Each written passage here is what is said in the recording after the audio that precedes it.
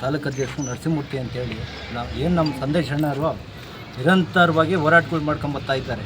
ನೂರಾರು ಬಡ ಕುಟುಂಬಗಳಿಗೆ ಮನೆಗಳು ಕಟ್ಟಿಕೊಟ್ಟಿದ್ದಾರೆ.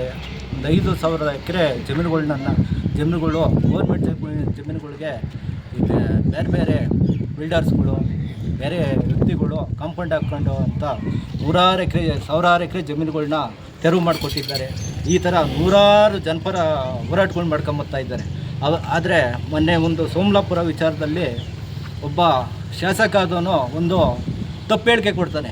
ಏನು ಹೇಳಿಕೆ ಕೊಡ್ತಾನೆ ಅಂದರೆ, ಒಂದು ಅರ್ಧ ಕುಂಟೆ ಜಾಗ ನಂದು ಗೌರ್ಮೆಂಟು ಜಮೀನಲ್ಲಿ ಅರ್ಧ ಕುಂಟೆ ಜಾಗನ ನನ್ನ ಹೆಸರಲ್ಲಿದ್ದರೆ ತೋರಿಸಿದ್ರೆ ನಾನು ಆ 1 ಗಂಟೆ ಇಲ್ಲ 1 ದಿನದೊಳಗೆ ರಾಜೀನಾಮೆ ಕೊಡೋಂಥ ಹೇಳೋ ವ್ಯಕ್ತಿ ಇವಾಗ 157 ಎಕರೆನ ಕಾಂಪೌಂಡ್ ಹಾಕ್ಕೊಂಡಿದ್ದಾರೆ. ಅದನ್ನು ನಮ್ಮ ತಹಸೀಲ್ದಾರ್ ಆಗಲಿ ಅಧಿಕಾರಿಗಳು ಹೋಗ್ಬಿಟ್ಟು ಅಲ್ಲಿ ಪರಿಶೀಲನೆ ಮಾಡಿದಾಗ ಅದೇ ಯಾರೋ ಶಾಸಕ ಆದಂತನೋ ಹೆಸರಲ್ಲಿ ಇರುತ್ತೆ ಆ ಜಮೀನು. ಅಂಥ ಜಮೀನನ್ನ ತೆರವು ಮಾಡಿಸ್ಕೊಟ್ಟಿದ್ದಾರೆ. ಆದರೆ ಈ ಸರ್ಕಾರ ತೆರವು ಮಾಡಿಸ್ಕೊಟ್ಟಾಗಿಂದ ನಮ್ಮ ಹೋರಾಟಗಾರರು ಸಂದೇಶ್ ಅಣ್ಣವ್ರಿಗೆ ಜೀವ ಬೆದರಿಕೆಗಳು ಕರೆಗಳು ಬರ್ತಲೇ ಇದ್ದಾವೆ.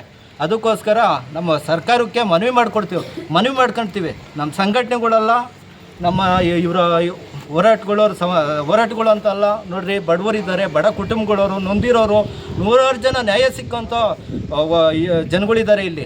ಅವ್ರದ್ದೆಲ್ಲ ಒಂದೇ ಉದ್ದೇಶ, ನಮ್ಮ ಸಂದೇಶ್ ಅಣ್ಣವ್ರಿಗೆ ಜೀವ ಬೆದರಿಕೆಗಳು ಇದಿರೋದ್ರಿಂದ ರೌಡಿಗಳಿಗೆ ಗನ್ಮ್ಯಾನ್ಗಳು ಕೊಡ್ತಾರೆ,